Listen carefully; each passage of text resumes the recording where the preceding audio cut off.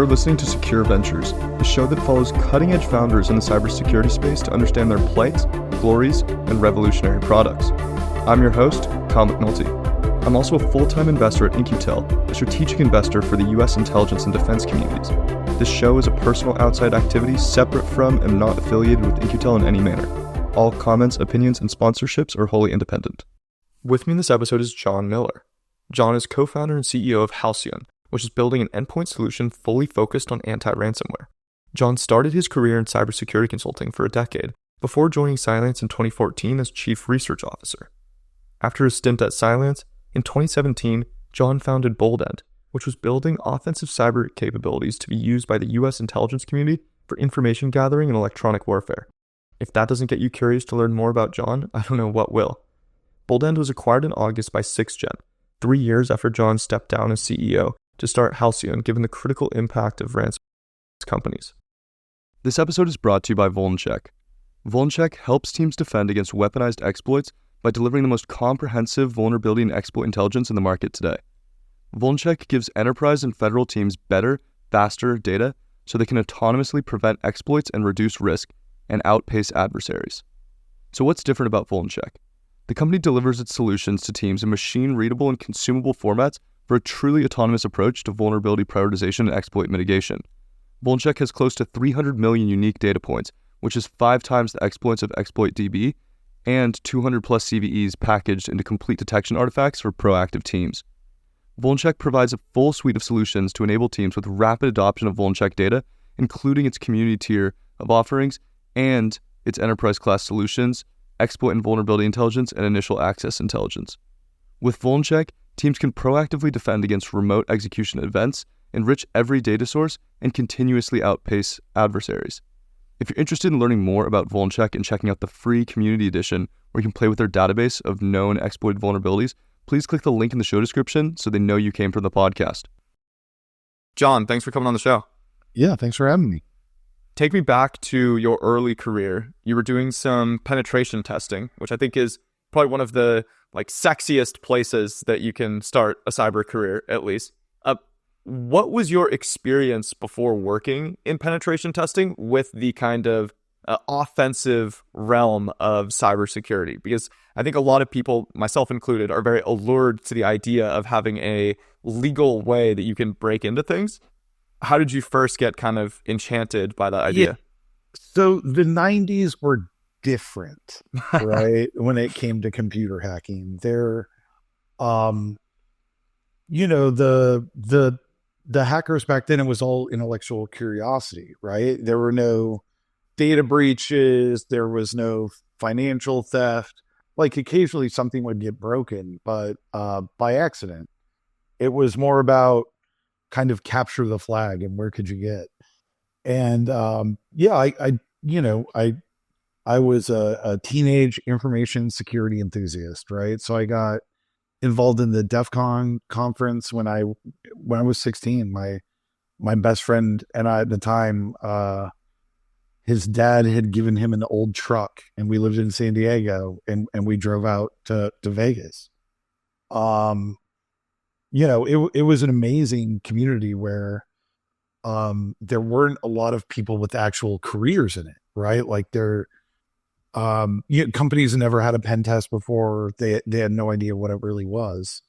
And so, I got to be a part of going out and doing, a lot of the very first pen tests for, the Fortune 500 and government agencies, big law firms, utilities. We did all sorts of, work with the government, really, really fun stuff where nobody had done it before.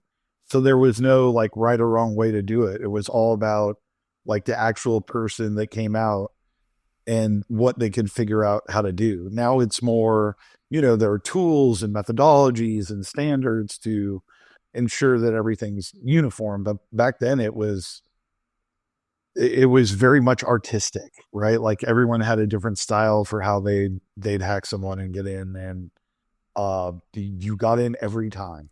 It was not, there weren't IDSs, right?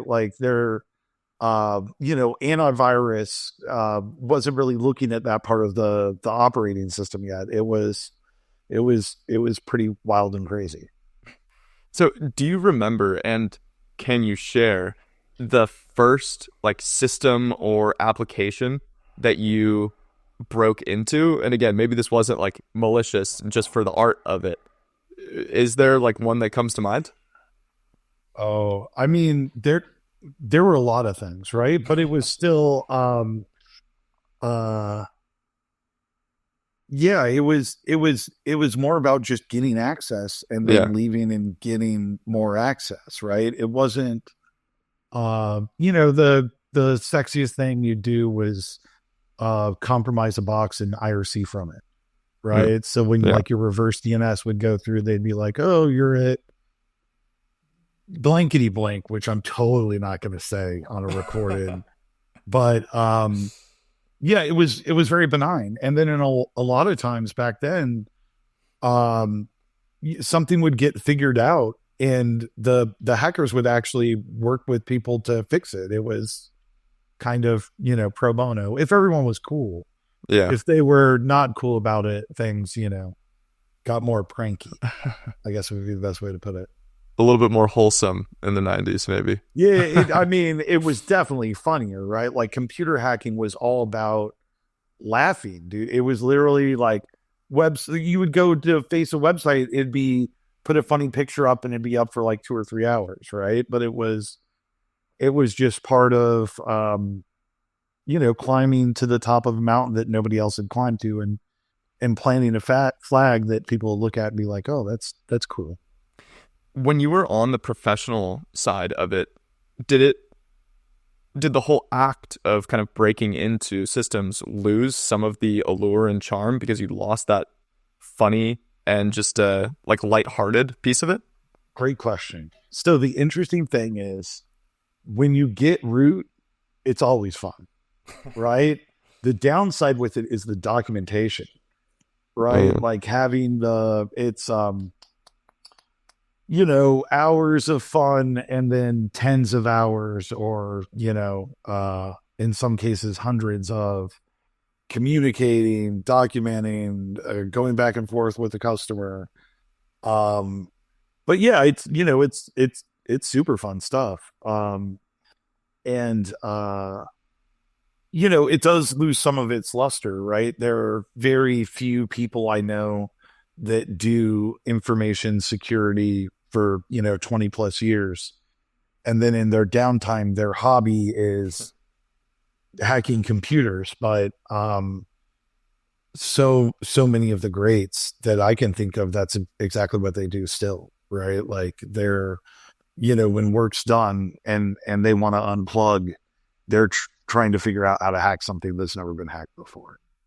maybe an interesting parallel with professional athletes, right? Where you have like the basketball players, if we just take that example, who are going to practice and playing all the games, and you have a long season, and then you have the all-time greats who are known for going early in the gym and putting extra shots up, Kobe being like a great example, and just finding ways to put in even more time, which obviously translates to overall performance. Yeah, I mean, I think it's a little different, right? When you think of sports, because like basketball stack, right? Like it has rules and Sure. Yeah. regulations, the hoops the same height, they're rules that everybody has to abide to. And the bar keeps getting lifted higher and higher, right? So having the technical ability to step up and do something like hack a cell phone or a satellite or some crazy embedded system, less and less people can do that now. And the time that you actually have to put in to be strong enough to do that is like Kobe amount of effort, Yeah. right? It's just every time you're on the playing field, the rules are different, right? Like it's not like you can just get really good at sinking threes. Like every time the game's different, and you go to find the hardest game, right? Like everybody wants to be challenged by what's right on the brim of impossible. Yeah. Okay. Well, let's pivot this back towards your career story. you're, again, starting in penetration testing, end up getting acquired by IBM at that point, and then you end up at Accuvant. Tell me about the time that you spent there in terms of just some of the kind of like key business moments that maybe shaped you into the kind of business leader that you then kind of transitioned into. I mean, I had some fantastic mentors. So at Internet Security Systems, you know, I was all consulting, right? Like that was it. And Accuvant was my first spot in my career where I started to have like true executive level responsibility, Right. P&L sheet, you know, hiring, firing, getting saddled with the responsibility of, you know, thinking up new offerings and taking them to market and growing. You know, and the two mentors that I had there, and it's interesting. I you know, one of them I work with today, Dave Bonvillain, who was actually Accuvant's first employee, but he's genuinely the coolest person you will ever meet in your life. And it's so weird when I say that because it sounds glib until people meet him and they're like, that guy is just so cool. And then Dan Burns, who ultimately became the CEO. And so, you know, Accuvant, I had to start taking on sales responsibility, and Dan, you know, was like the most charismatic, genuine, like, you know, just good person. Right. And, he was so trustworthy. Like when you met him and you interacted with him, like who he was came across, and it exploded the company's ability to grow, because not just the employees wanted to work with him, but the customers wanted to work with him too. And if there was a problem, you know, he always figured out a scenario where everyone got a win. He was hands down the best CEO I've ever worked for. And it was interesting because he never started his career as a CEO. He was one of the original co-founders, and he ran sales. And ultimately, the company did a vote where there was no CEO. It was just 4 co-founders, and everyone ran a division. And the company got so big that they're like, we need a CEO. Who's going to be the CEO? And the whole company voted. And Dan won the popular vote by a lot, and then became the CEO and sold the company to Blackstone and then on to KKR. And, you know, now he's an investor and a board director. And, you know, before we get too far from there, I have to ask about this vote, because I can just see a million ways for this to be an absolute political nightmare within the company, where you have like factions developing and like, there weren't factions. Okay. So I mean, it was, dude, I don't want to spill too much old tea. Okay. But, okay. There was one other co-founder there that really wanted it. And the problem was Dan was beloved, right? Just genuinely, like you work with the guy and you're like, oh, he's great.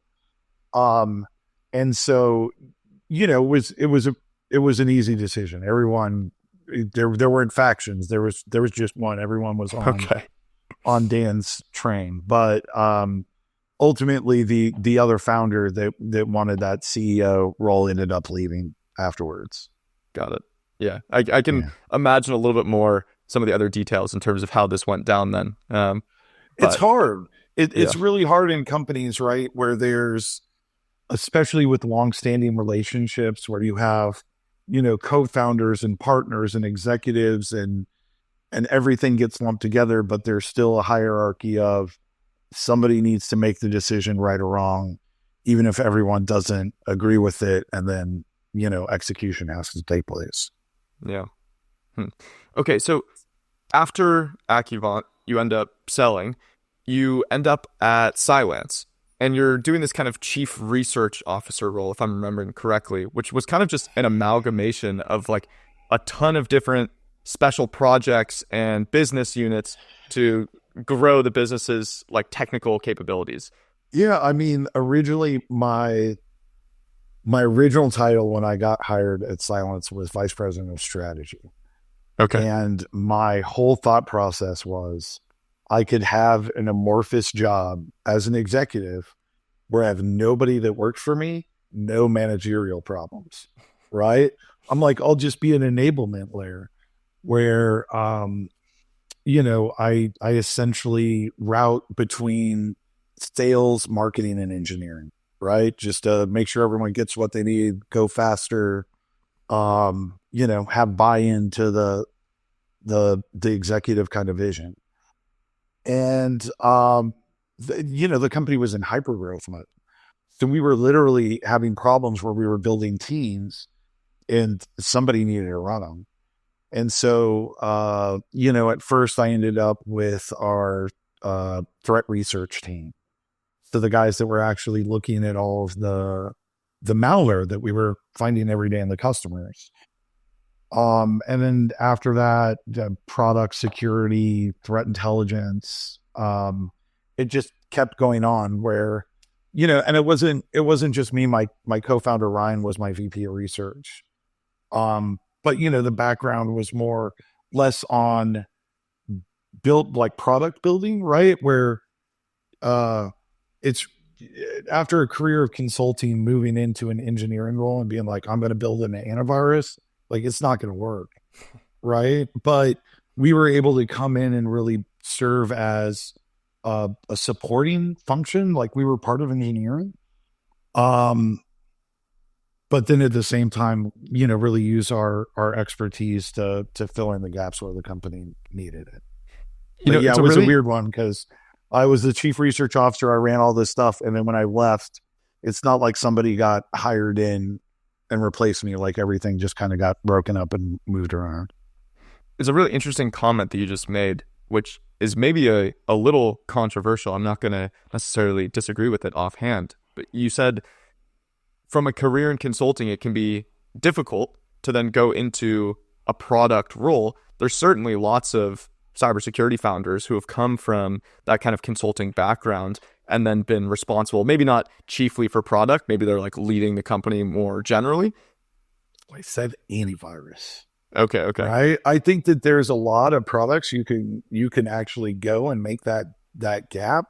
The problem is antivirus specifically. Yeah. And when we went over to Cylance was started by the ex-CTO and the ex-chief scientist of McAfee. Like Ryan Perma, that guy knows how to make antivirus, believe you me. And it was great because we got to come in, support him, and spend years with him really teaching us the underlying lessons that big antivirus learned over the last 20 years, right? Like what works, what doesn't work, and what do you need to structure? Like, how do you support millions of endpoints, right? Like it's a very complex thing. And especially when you're selling into the enterprise, like you have to hit that enterprise quality, spot on or they'll reject you. But yeah, it was an amazing education, right? And it wasn't just Ryan Perma, but Glenn Chisholm, who was the CTO over there.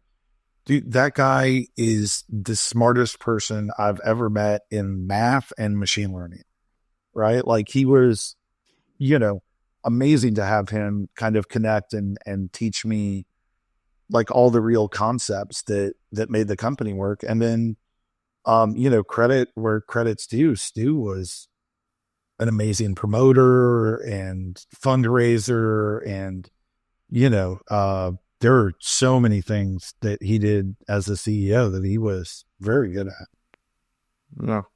So you spend this few years at Cylance and you have this, again, kind of theory or thesis coming in where, okay, the perfect role is this role that gives me all this kind of technical opportunity and freedom without having to manage people. But yeah, I ended up with a team of 100. Right. Yeah. So you end up managing people. And then after Cylance, you go and start Boldend. I mean, did you know at this point that you just wanted to start a company? Or was it maybe more opportunistic around like, I identified this kind of specific problem space and now I have this background as a leader and so I think I can do it? Like, what's the kind of origin story there? I'd wanted to start a company for a long time, right? Same with my co-founder Ryan. We've been working together for 20 years. It was just we wanted to be prepared to do it in a way to do it to succeed.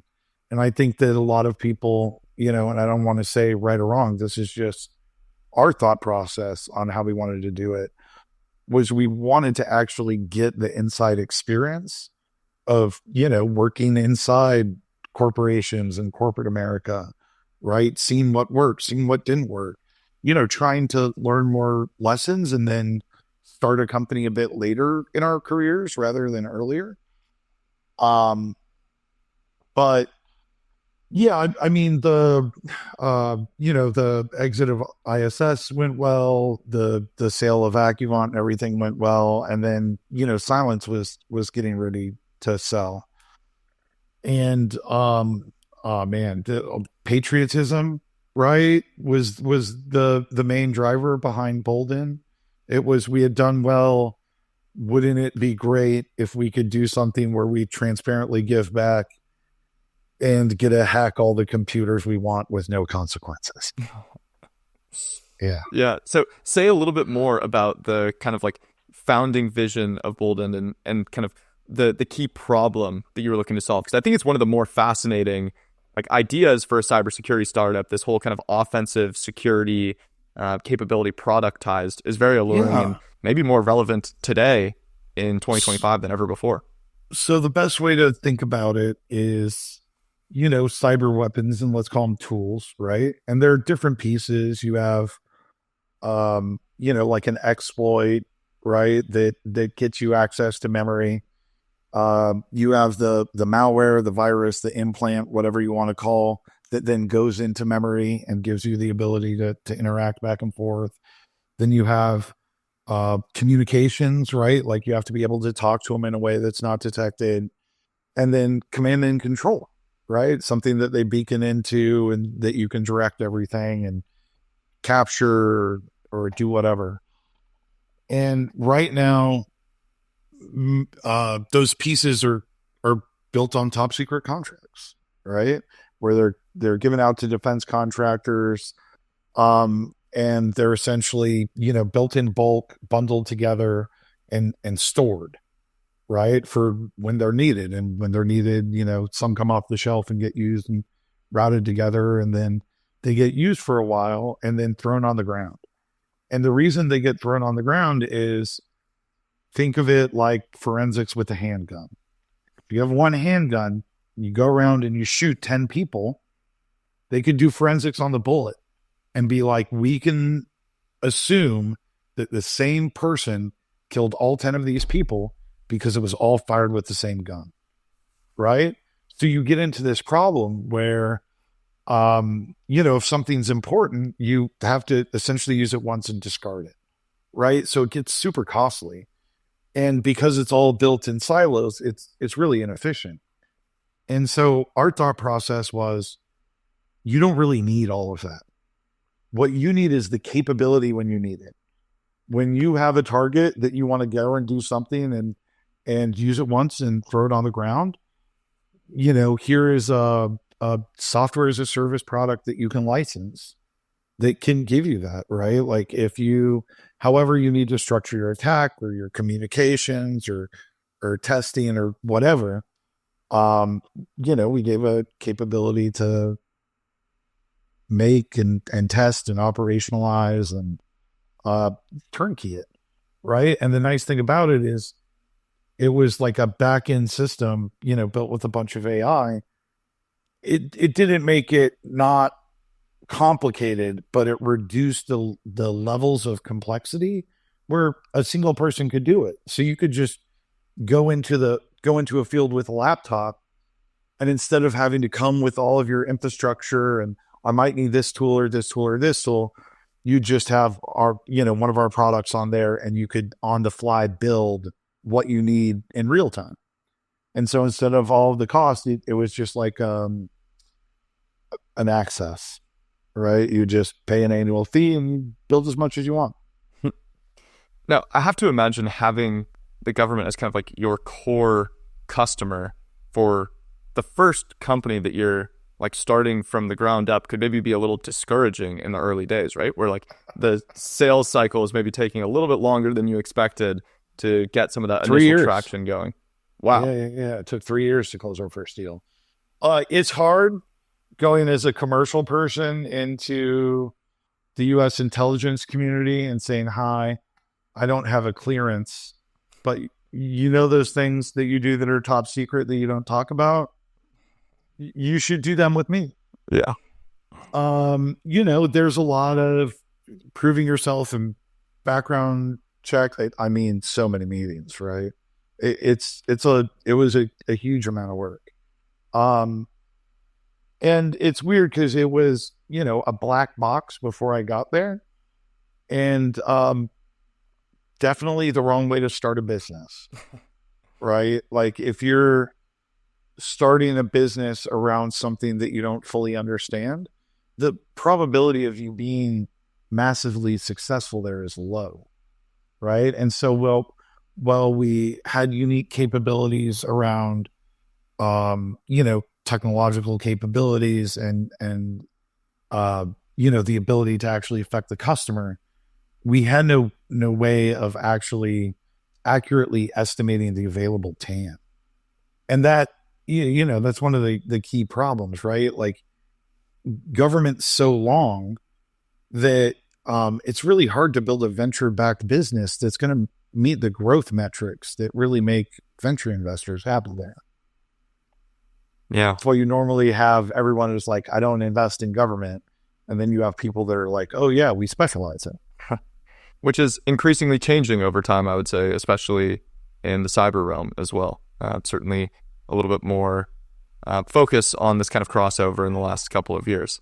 I mean, it's needed, right? We have adversaries that are innovating and advancing, and we need to capture that kind of momentum in the U.S. kind of not just intel community, but DoD as well, where we get back to cyber warfare is something the U.S. invented, right? And we've always been really good at it.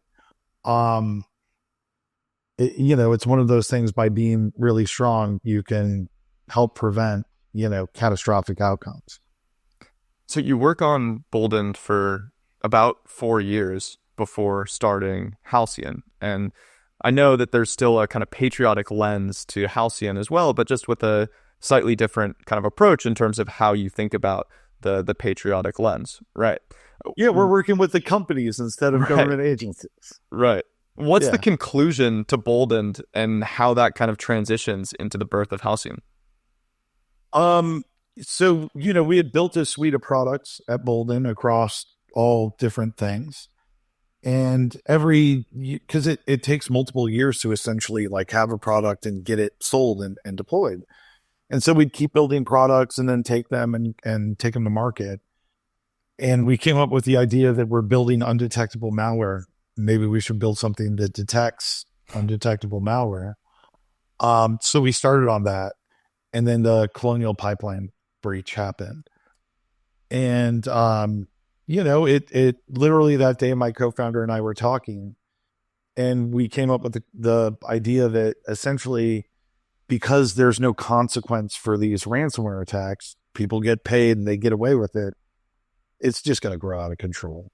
And the fact that they were willing to attack critical infrastructure and they were going to get away with it was just going to open us up to more of these attacks. And so we came up with the idea of Halcyon, right? Where it's not just detecting or stopping that undetectable malware, but being the first kind of attack-led growth company where we're focused on a specific threat actor, a specific problem, right? Rather than a generalized, DLP or endpoint antivirus. And then where we really set ourselves apart was the fact that every other kind of endpoint that's come before has never had a story for what do you do when I fail to protect you? And so that's when we came in with our, whole idea of resilience. And, essentially if you can fail in a way where you don't materially affect uptime of a company, nobody really cares, right? Like it gets you out of that material breach land. Um, yeah, it's just a different concept that was specifically built based on, the problem, the technical limitations that are there, and then wrapped around, very granularly, what are these ransomware groups doing? How are they building their tools? And what can we do to be the largest obstacle for them? You bring up a really interesting point that I think needs to be highlighted, where in hindsight, it's easy to look back at Colonial Pipeline and say, oh, the obvious solution was to build an anti-ransomware company. But at the time, there are actually a bunch of different potential lenses that you could have taken in terms of like the lesson learned from that event, right? Where maybe you say like, okay, OT cybersecurity is the focus, like this new opportunity. We have critical infrastructure that's being impacted. Like, let's go ahead and target this. Or maybe it's like ransomware recovery, right? They didn't. Well, I mean, that's our whole thing. We're protection and recovery. They didn't actually hack the OT side of Colonial Pipeline. They just got into the corporate network. And because they knew they lost control, they brought everything down preemptively to make sure they didn't spread in there. But it's the same thing. You turn the computers off. It doesn't matter if they're doing it or you're doing it. The computers are on. And, the interesting thing on the OT side is there's a huge amount of threats to OT. The most scary one is ransomware, though. So by being able to address, not just, normal Windows endpoints, but being able to push as Halcyon all the way into protecting those OT, the embedded medical devices, right? The control systems, manufacturing lines. That's really been a huge kind of superpower of Halcyon. Yeah. So say a little bit more about Halcyon. You're focused on both the kind of detection and response/recovery pieces, but EDR tools have existed for a while now that have like some sort of EDR in some form has existed for a while, and has this kind of anti-ransomware capability. So then how do you think about like the kind of extension there of the capabilities? Let's talk about what EDR is for a second. EDR was built with the concept of breaches take a long time, right? So if I can pull all of your data together, stuck it into a cloud, I can actually pattern of life detect an undetectable hack, right? By the individual small fingerprints left behind. The downside is ransomware doesn't work like that, right? SecureWorks came out last year and said the average dwell time on a ransomware attack is 6.5 minutes, right? Wow. So it's not months anymore, which means after the fact detection and response doesn't work, right? And that's what we've now. EDR does a lot more than that now. I don't want to come in and be like EDR is bad. It's just at the core, like that was the model that it was built. And at Cylance, we went that was it. It was Cylance and CrowdStrike. CrowdStrike's EDR, Cylance was next-gen AV, right? And the difference was we were active protection, right? And then CrowdStrike came out and was like, yeah, that's great. We're going to do that too. And so now EDR really is next-gen AV with EDR on the back of it, right? When you look at something like CrowdStrike, and then 100 other things that you can add on to it, right? But the problem that you get into is detect and respond. And our idea is more around protect or recover, right? So EDR is still in there. You can still use EDR to do detect and respond. But essentially, we're coming in to slot the gap between where EDR stops, and you have to use a backup to recover your system, right? And the big problem is EDR is a single layer on the host, right? And it used to be in the traditional AV days, people would just restructure stuff to get by it, right? AV is running, the malware runs, AV doesn't detect it. That's not as common today as it used to be. More what they're doing is they're exploiting vulnerabilities within the operating system and then turning the EDR off and then doing whatever they want. Right. And so we're the first product, and this is going to sound crazy, that actually monitors the EDR. So when the ransomware guy reaches out and shoots the EDR in the back of the head, right, which you can't see yourself getting shot in the back of the head, we actually come in and be like, nothing's supposed to do that. I know you're bad. I'm going to kill you now, and bring the EDR back up. Right. But it really comes down to like the product. After an EDR says something's good and that it should run, we just take another look at it. Right. And the difference is we take another look at it completely focused on, is this ransomware? And because we're just looking for ransomware, we use a lot less system resources and we're more effective, right? Like the less things you're looking at, the better you can be at doing it. And so we'll take a look at it before it runs, either say it's bad, block it, or let it run. Then we have a full behavioral engine where we do things like monitor the EDR. We look for data exfil, right? Which is before the lockup where they're stealing the data, stop that. We look for them attacking the backups. And then we look for that ransomware behavior where they encrypt the files. And then when they do that, we'll actually come in and stop it. But in the meantime, those original files they encrypted before we stopped it, we capture the encryption keys. And the agent can just come in and just decrypt those files. So essentially what you end up with is a successful attack with an EDR evasion. Everything goes down. Think NGM, think Caesars, think change. Where with Halcyon, even a successful ransomware attack, you end up at one machine, right? After that one machine, you can't run on any other. We realize when it starts running that it's ransomware and we stop it. And then we just recover that machine automatically. So you have one machine that's down for like maybe 15 minutes, maybe an hour, and then it just pops up. There's no data loss, right? And then we have a managed service where when we stop something, we'll actually reach out to the customer and be like, you have someone trying to run ransomware on your computer right now. That means they're in your network. They have administrator credentials. Let's work together to evict this guy out of your network before they actually do damage. Right. And it's this weird hand-to-hand combat that we're doing like literally every day now with our threat response team. It's pretty wild.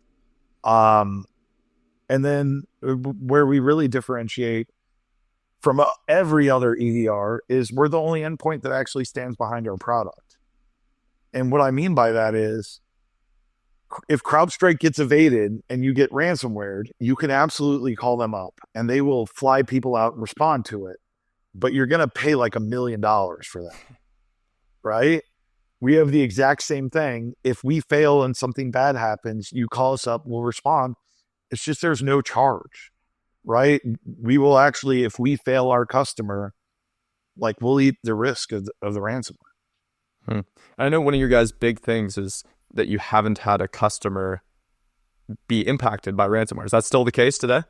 I mean, it depends on your word, your definition of impacted, That's right? Fair.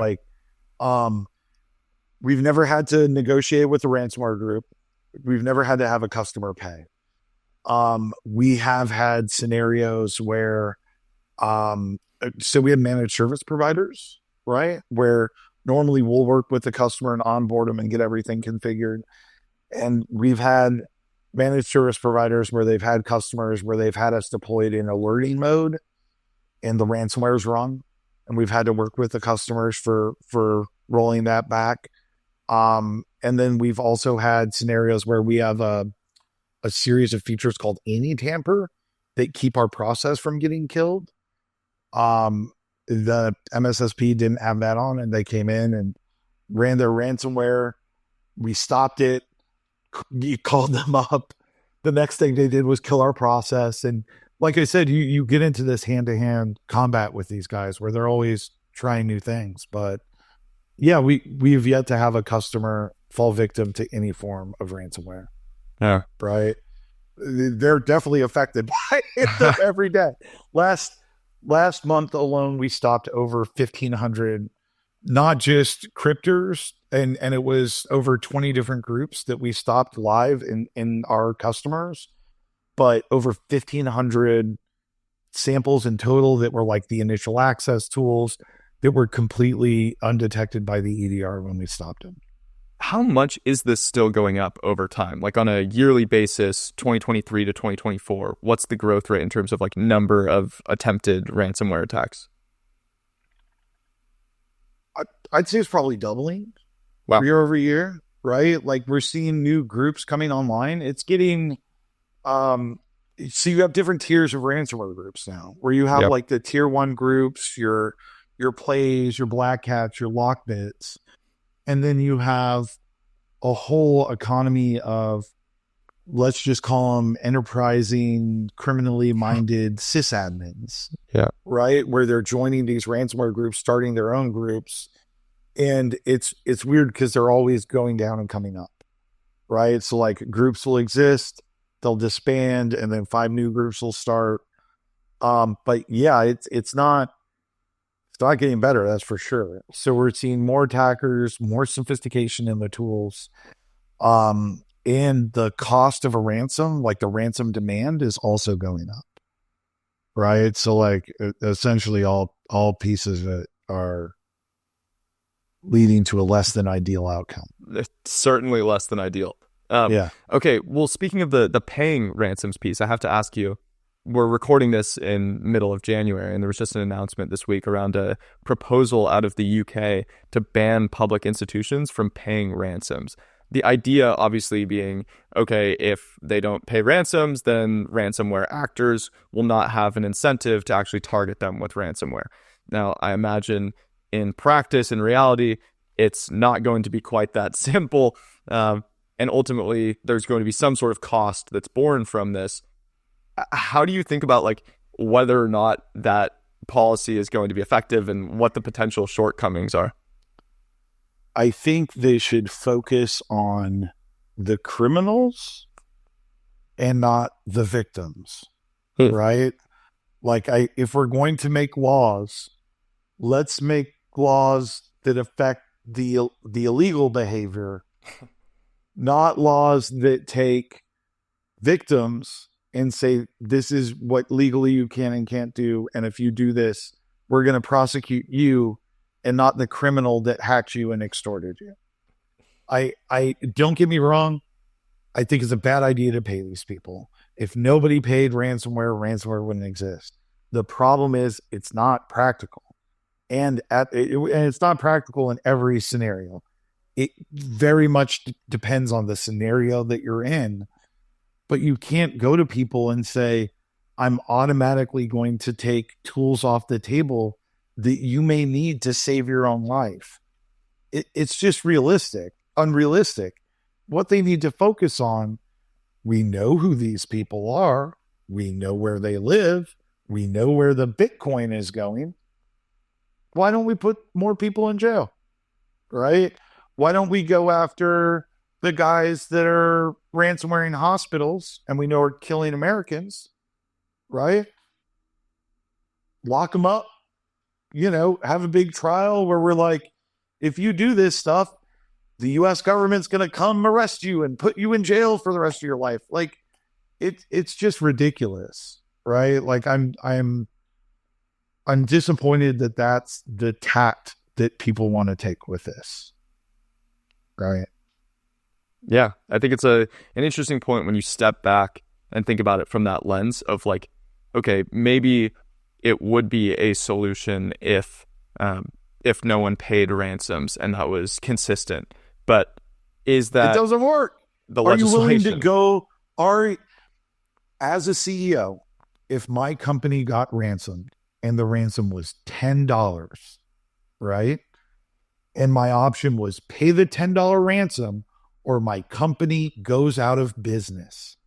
And there is a law that says if you pay that $10 to keep your company from going out of business, you become a criminal. They're going to make me a criminal. Right? And it's just ridiculous. Why? I'm the one being extorted. Why am I the one that the laws are getting focused on? I think that we need to do more to support these people. I mean, frankly, when you look at these government agencies, the state and local governments.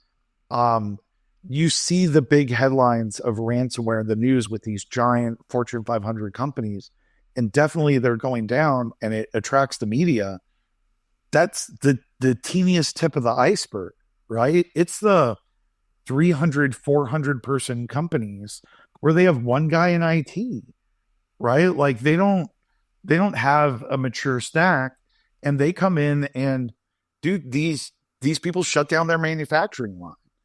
And you're literally the CEO where it's like, I'm a small business. If my manufacturing's not running, I'm going bankrupt, right? And there's barely any support that's given to them from the government, right? Like these are nation state supported actors from Russia, and we're leaving everybody to deal with this on their own. Like people aren't getting hacked by the Russian government, and it's just not. It's not a winning solution. Yeah, certainly a imbalanced power dynamic when you think about a small company versus a nation state powered actor. There's no question. Oh, I mean, and people are like, oh, well, the insurance companies cover it. Like half of them have insurance, right? Like literally, we get called into scenario after scenario where it's like, we're a plywood company, right? We don't have $10 million of cyber insurance. We have 45 computers, but we can't use any of them, right? It's horrible stuff. Right.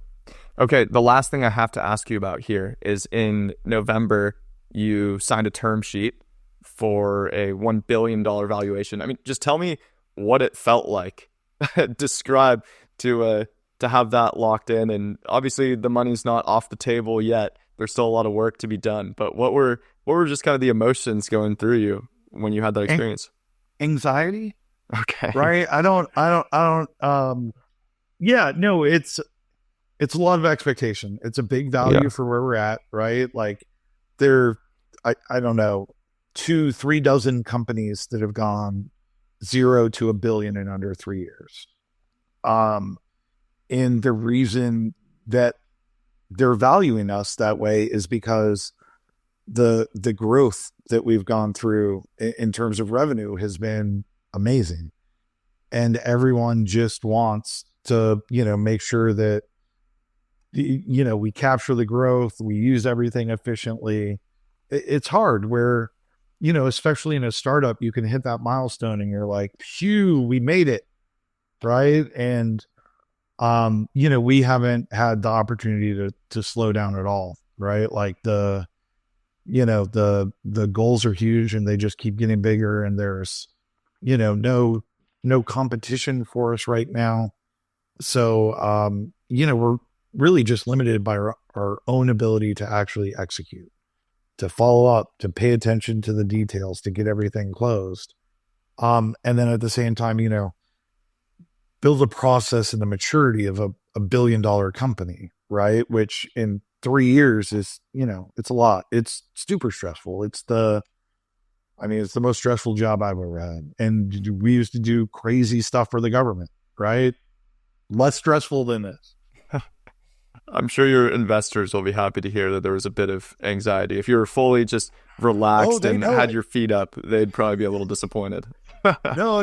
They know. They're very vocal about their expectations for the company. Like, don't get me wrong.